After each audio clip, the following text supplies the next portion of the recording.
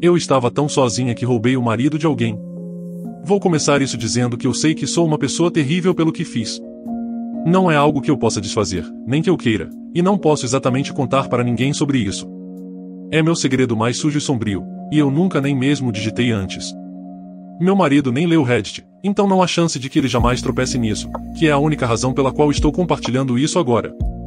7 anos atrás, eu estava casada felizmente com um homem que eu pensava ser o meu na riqueza e na pobreza, na saúde e na doença, até que a morte nos separe. Esses eram os votos que fizemos, mas ele decidiu não orá-los. Estávamos casados há 3 anos naquele ponto. Ainda estávamos na fase da lua de mel, pelo que eu sabia, e eu não tinha ideia de que ele não estava feliz. Na época em que isso aconteceu, meu marido estava trabalhando das 2 às 10 no trabalho dele, e eu estava trabalhando em um emprego com salário em um escritório. Eu estava escalada das 8 horas e 30 minutos às 5, mas como era um emprego com salário, havia momentos em que eu entrava cedo ou tinha que ficar até tarde para terminar tudo. Isso nunca interferiu em nosso casamento, porque ele sempre estava dormindo quando eu saía, e eu ficava acordada até tarde todas as noites para vê-lo um pouco antes de ir para a cama. Uma manhã, entrei para me despedir e o celular dele piscou com uma mensagem de texto. Estava virado com a tela para baixo, mas peguei-o só para o caso de precisar acordá-lo e contar sobre a mensagem. O que vi foi uma mensagem de uma mulher chamada Amanda que dizia: "Ela já saiu". Eu não conhecia o nome, e a mensagem era incrivelmente suspeita. Eu queria acordá-lo e perguntar quem ela era, mas decidi não fazer isso.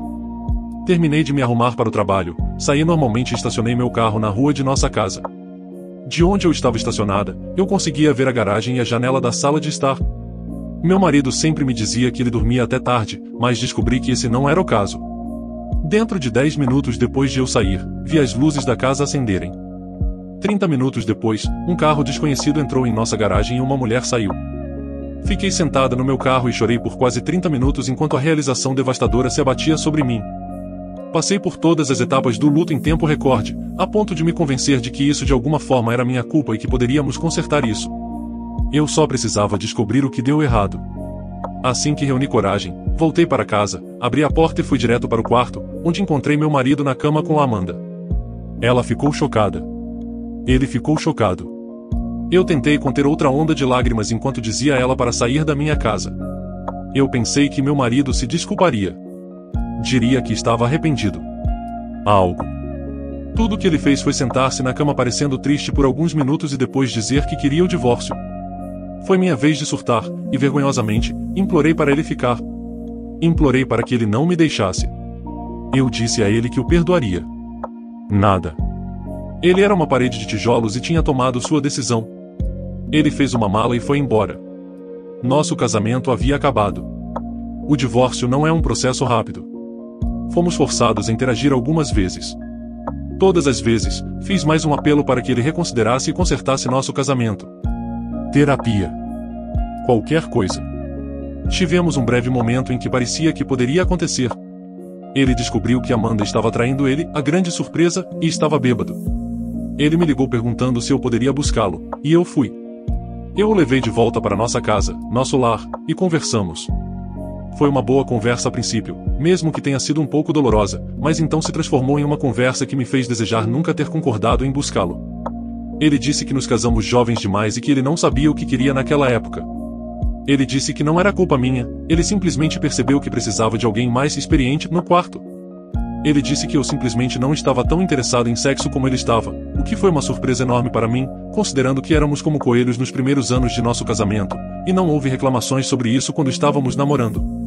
Ainda tínhamos relações várias vezes por semana, porque eu ficava acordado esperando por ele. Eu mencionei tudo isso, é claro, e ele sentiu que precisava se explicar. Quem dera ele nunca tivesse feito isso. Ele me disse que queria mais entusiasmo. Ele queria uma mulher que lhe fizesse um sexo oral sem ser pedida. Uma mulher que estivesse disposta a experimentar, a ser ousada, a fazer coisas diferentes, etc. Aparentemente, ele achava que eu seria assim depois de nos casarmos, mas as coisas não aconteceram desse jeito, e era tarde demais. O resto do divórcio foi uma formalidade naquele ponto. Eu estava emocionalmente anestesiado em relação a ele e me sentia como uma completa fracassada como esposa. Passei um ano lamentando meu casamento, me culpando e alternando entre ficar chateada com meu ex-marido e chateada comigo mesma. Meu ex-marido voltou com a Amanda, e meu grande choque foi quando eles anunciaram o noivado no Facebook. Eu deveria ter desfeito a amizade com meu ex-marido e com a família dele, mas não fiz, e tive que ler todas as mensagens de parabéns como se eu nunca tivesse existido. Doeu. Isso me deixou com raiva. Menos de um mês após o noivado deles, eles anunciaram que ela estava grávida. Isso doeu mais do que qualquer coisa, porque meu marido me disse que não queria filhos. Eu estava usando anticoncepcionais durante todo o tempo em que estivemos juntos. Não consegui respirar depois de ler isso. Tive um ataque de pânico, que acabou sendo o primeiro de muitos ataques de pânico que eu teria no trabalho ao longo dos próximos meses. Fui ao médico. Fui encaminhada para um psiquiatra. Passei por terapia, e enquanto eles seguiam como um casal noivo feliz e comum, esperando um bebê, eu sentia como se minha vida estivesse desmoronando novamente. Por quê? Eu nem sabia. Eu estava apenas quebrada. A terapeuta me receitou medicamentos que me deixavam cansada o tempo todo. Mal conseguia funcionar no trabalho, então a terapeuta começou a tentar outros remédios, e os ataques de pânico voltaram. E então apareceu o Matt. Ele era um novo contratado no trabalho e, em seu primeiro dia, tive um ataque de pânico. A maioria dos meus colegas de trabalho tentava ajudar e chamava a enfermeira. O Matt foi diferente. Ele me disse para sentar no chão, segurou minhas mãos, disse para eu respirar. Nunca antes alguém tinha me acalmado durante um ataque de pânico, mas ele conseguiu. Ele me contou que sua irmã mais nova costumava tê-los e me deu algumas dicas para lidar com eles quando estavam começando. Matt e eu nos tornamos amigos no trabalho. Quase inseparáveis às vezes. Ele era o oposto completo do meu ex-marido, e isso provavelmente é parte do que me atraiu nele. Ele era muito atraente, um pouco mais velho que meu ex, e enquanto ele era tímido às vezes, tinha muita confiança. Era um grande amante da natureza. Ele gostava de acampar, caçar, pescar, etc. E, sinceramente, tudo isso parecia divertido. Como você pode ter ataques de pânico ou se preocupar com algum idiota do seu passado quando está sempre ocupado? Quem se importa com anúncios no Facebook quando você está em algum lugar sem sinal no telefone? Parecia o paraíso. Fiz o impensável. Algo que eu nunca, jamais, em 1 milhão de vidas mais a minha própria, pensei que faria. Lutei contra meus sentimentos por um tempo. Eu me dizia que era uma coisa terrível, até mesmo considerar. Eu quase tinha me convencido de que deveria esquecer minha atração por ele quando ele entrou no trabalho um dia, visivelmente chateado.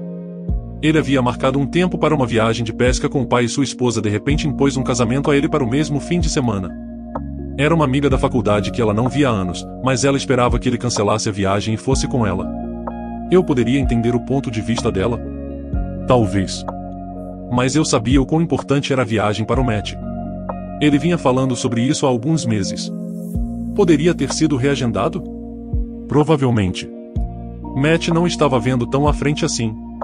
Ele estava decepcionado que ela pedisse a ele para cancelar algo que era tão importante para ele por causa de um casamento de alguém com quem ela mal conversava mais. Eu aproveitei o que estava diante de mim.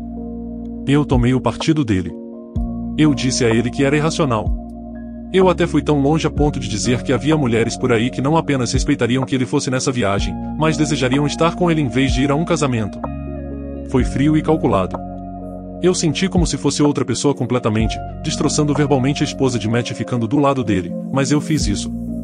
E isso abriu a porta. Eu era alguém com quem ele podia falar sobre esse tipo de coisa, e ele o fez. As pequenas coisas que ele não gostava. Inconveniências. As coisas normais pelas quais as pessoas reclamam no trabalho para fazer conversa às vezes. Minha esposa quer que eu experimente essa nova dieta, mas eu teria que abrir mão da cerveja. Tem um filme novo que eu quero ver, mas minha esposa odeia esse tipo de filme, então provavelmente vamos assistir aquele novo comédia romântica. Etc, etc, etc. Eu estava lá, ao lado dele, avançando a cada chance que eu tinha, sempre ciente de que o resultado final que eu buscava era ver o casamento de Matt desmoronar para que eu pudesse tê-lo para mim. Levaram mais 6 meses até que a oportunidade finalmente se apresenta-se no almoço de feriado no escritório. Nosso escritório fazia um almoço de feriado para cada departamento, o que significava que eles nos serviam comida aleatória da cafeteria e nos faziam comer juntos em uma sala. Eu sentei com o Matt e alguns amigos. O assunto de bebidas surgiu, e eu sugeri que todos nos encontrássemos depois do trabalho para ter uma celebração de feriado de verdade. Matt recusou a princípio, mas implorei para que ele viesse, e ele cedeu. O resto dos nossos amigos do trabalho ficou literalmente por apenas uma bebida, e eu já estava na minha segunda quando eles terminaram. Matt estava apenas tomando uma cerveja e disse que ficaria para terminá-la. Estávamos sozinhos, e eu notei que ele estava checando o celular regularmente, então fiz uma piada sobre sua esposa não estar feliz por ele estar bebendo com outra mulher. Ele disse que ela estava preocupada que ele bebesse demais e dirigisse, apesar de nunca fazer isso. Eu disse que parecia que precisávamos pedir doses e um Uber. Ele achou engraçado e apontou que precisaríamos de 2 Ubers. Eu, até hoje não consigo acreditar que disse o que disse, mas minha resposta foi: não, se estamos indo para o mesmo lugar. Matt riu da minha resposta como se fosse uma piada, mas acho que a expressão no meu rosto entregou o fato de que não era uma piada. Ele perguntou se eu estava falando sério, e eu contei tudo a ele. Disse que tinha me sentido atraída por ele desde que nos conhecemos, que achava que ele merecia algo melhor, e que gostaria que fosse possível. Matt disse que eu era doce e que também sentia atração por mim, mas ele era casado. Pagou pela sua bebida, ofereceu-se para pagar a minha, e nos despedimos. Com tudo colocado à mesa e nada a perder naquele ponto, comecei a realmente flertar com ele no trabalho. Havia acontecido coisas casuais antes, mas que poderiam ser facilmente consideradas coisa de amigos. E isso não era assim. Era muito claro e muito direto. Eu o queria, e me certifiquei de que ele soubesse disso todos os dias. Às vezes, ele ria como se não fosse nada. Às vezes, eu podia ver em seus olhos que ele estava tentado. Eu era tenaz e determinada, mas tentava ser delicada quanto a isso. Então chegamos ao ponto de não retorno. Mais uma vez, era uma viagem que ele tinha planejado. Desta vez, era uma viagem de acampamento com um de seus amigos. Eles iriam acampar, caçar e fazer raft no rio. Matt tinha convidado a esposa para ir, mas ela não queria, então ele estava preso com a opção de ir sozinho ou cancelar tudo. Eu disse a ele que ele não precisava fazer nenhuma coisa nem outra, porque eu adoraria ir com ele. Pude perceber que ele estava desapontado por não poder ir e mais desapontado ainda porque a esposa recusou. Ele perguntou se eu estava falando sério. Eu disse que sim. Ele disse ok, levantou-se e voltou para o trabalho. Eu não achava que ele realmente seguiria em frente com isso até ele me buscar naquela manhã de sábado. Foi nesse momento que se tornou realidade, e algumas horas depois, eu era oficialmente a outra mulher. Eu era Amanda, que invadiu o casamento dele e destruiu o lar deles, mas não havia como voltar atrás. Lembrei do que meu ex-marido disse. A coisa que ele queria e que eu nunca forneci. Garanti que fizesse tudo o que ele disse que Amanda fazia por ele, inclusive anal, embora doesse e odiasse nas primeiras vezes, mas Matt nunca saberia disso. Pelo que ele sabia, eu adorava fazer sexo oral espontâneo. Eu adorava anal. Eu era a mulher que meu ex-marido disse que eu não era, porque eu não ia perder o Matt. Eu ia mantê-lo feliz. Mas o sexo não era tudo o que ele estava buscando. Ele estava procurando alguém que compartilhasse seus interesses, e embora eu nunca imaginasse gostar de coisas como caça, acampamento, pesca, etc., aprendi a amar cada segundo disso porque podia passar tempo com o Matt. Imaginei que seria apenas uma questão de tempo até sermos descobertos, e foi isso que aconteceu. Sua esposa descobriu, assim como eu descobri, mas em vez de confrontar o Matt como eu fiz com meu ex-marido, ela me confrontou. Foi horrível, porque eu costumava ser ela. Eu era a esposa desolada tentando manter as coisas juntas, enquanto outra pessoa roubava meu marido de mim. Eu me tornei uma vadia sem coração, cruel e má, mas consegui o que queria. Isso foi confirmado quando Matt me escolheu em vez dela. Começamos a namorar abertamente depois que ele entrou com o divórcio. Por causa do escritório e das questões de RH, fui transferida para outra parte da empresa, mas ainda nos víamos todos os dias, e não demorou até que também fosse todas as noites.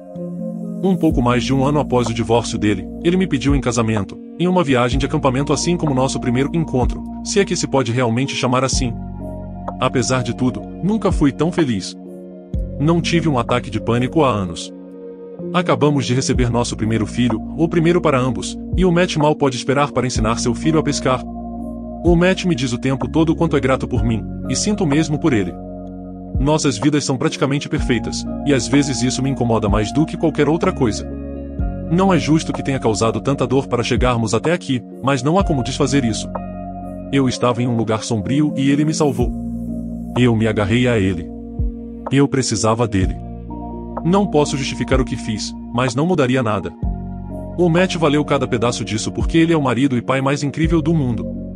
Tudo o que posso fazer é garantir que ele saiba o quão grato eu sou todos os dias, na riqueza e na pobreza, na saúde e na doença, até que a morte nos separe.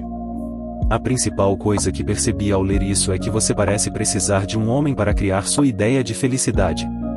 Não me interpretem mal, ter um parceiro é ótimo, mas parece que você é realmente codependente de ter um homem para te fazer feliz, e isso é perigoso. É importante criar sua própria felicidade, para que você tenha controle sobre essa felicidade, em vez de dar esse controle a outra pessoa. O que me surpreende é que as pessoas realmente acreditam que coisas assim vão dar certo, haha. Garota, ele traiu a esposa para ficar com você.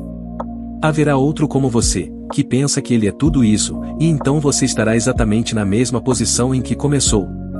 Um relacionamento saudável e feliz não se baseia em fingir ser e gostar das coisas de outra mulher, quando você admite que não faz isso. Muito menos conivente conspirando durante meses para roubá-lo de sua esposa. Sim, ele pode ter se sentido infeliz, mas não era sua função entrar sorrateiramente e se envolver com ele até que ele te amasse. Você é tão ruim quanto Amanda, Imo. História 2. Meus pais não gostam do meu namorado, então me deram um ultimato.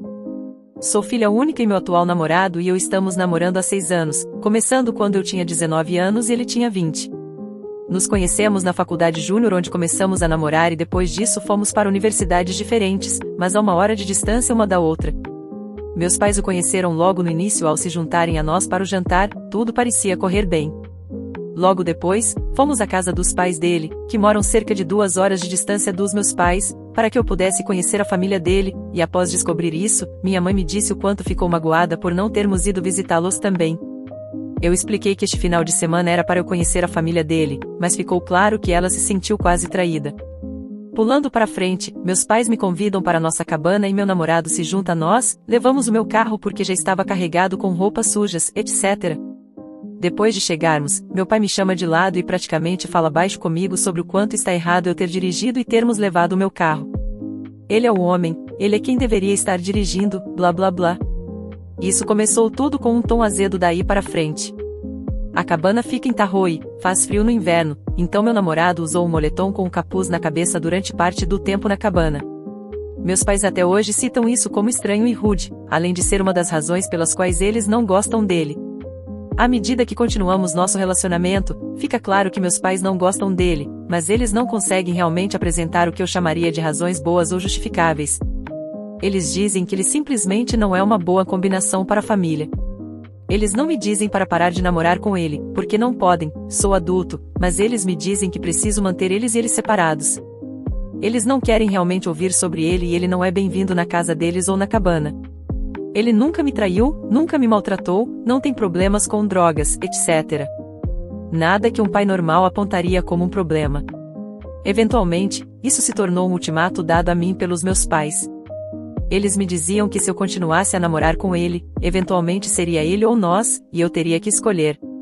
Entre outras coisas, eles me diziam que ele nunca seria um advogado, que era o que ele queria fazer, insinuando que ele provavelmente não seria nada na vida. Depois de concluir a graduação, comecei a trabalhar em uma empresa financeira. Ele se formou na graduação na UC Berkeley e foi aceito na faculdade de Direito do outro lado do país. Sempre fomos muito sérios um com o outro e tomamos a decisão de manter um relacionamento à distância até que ele se formasse e voltasse para a Califórnia. Meu namorado se formou na faculdade de Direito desde então, voltou para casa e fez o exame da ordem no mês passado. Ele começa a trabalhar em outubro e já tinha um contrato desde o ano passado. Eles já sabiam disso também.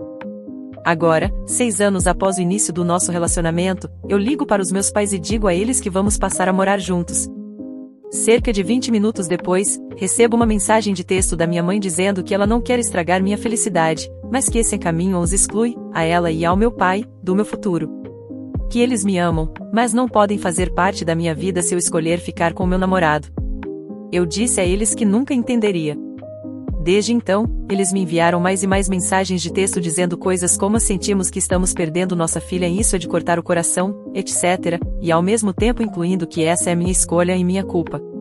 Eu mandei uma mensagem para os meus pais dizendo que achava que meu namorado e eu deveríamos ir lá pessoalmente conversar, que falar sobre esse tipo de coisa por mensagem é bobagem, mas que não queria ser tratada com condescendência ou diminuição, e que se a conversa se tornasse uma discussão aos gritos, iríamos embora. Meus pais responderam então que queriam me ver pessoalmente para conversar, mas que meu namorado não estava autorizado a estar presente. Meu namorado até ligou para o meu pai na noite da mensagem inicial de não podemos fazer parte da sua vida para tentar conversar ou marcar um encontro para ver se havia uma maneira de abordar quaisquer preocupações legítimas. Meu pai não atendeu e só respondeu mais de uma semana depois, apenas para enviar uma mensagem de texto dizendo que eles nunca realmente gostaram dele, que ele quer trabalhar nisso comigo sozinha, e que é culpa minha e do meu namorado por não tentarem abordar as coisas mais cedo. Entre outros motivos ridículos para não gostar do meu namorado, estava Berkeley não é uma faculdade para homens. Meu pai.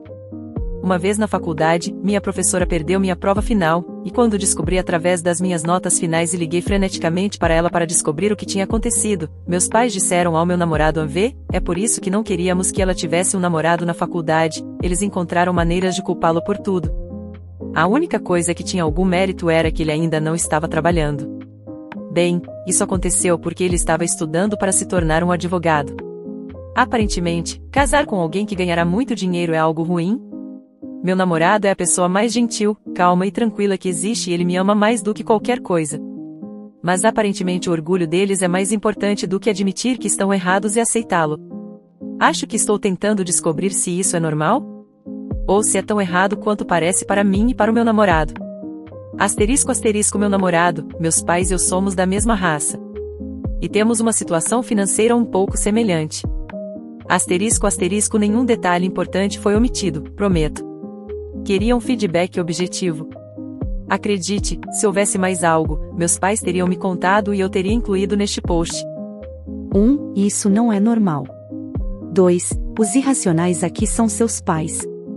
Eu lidei com esse tipo de besteira por parte do seu namorado. Minha aposta? Não há nada que seu namorado possa fazer para que seus pais gostem dele. Porque eles teriam problemas com qualquer pessoa com quem você namorou. Porque você namora e tem um relacionamento, uma progressão saudável e totalmente normal até a idade adulta, significa que eles terão menos influência em sua vida.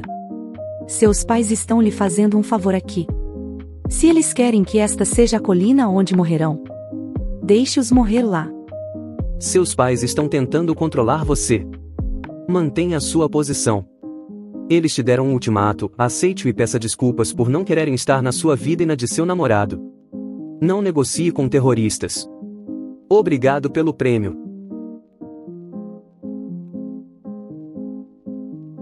Espero que você tenha gostado. Compartilhe, se inscreva no canal para não perder os próximos vídeos.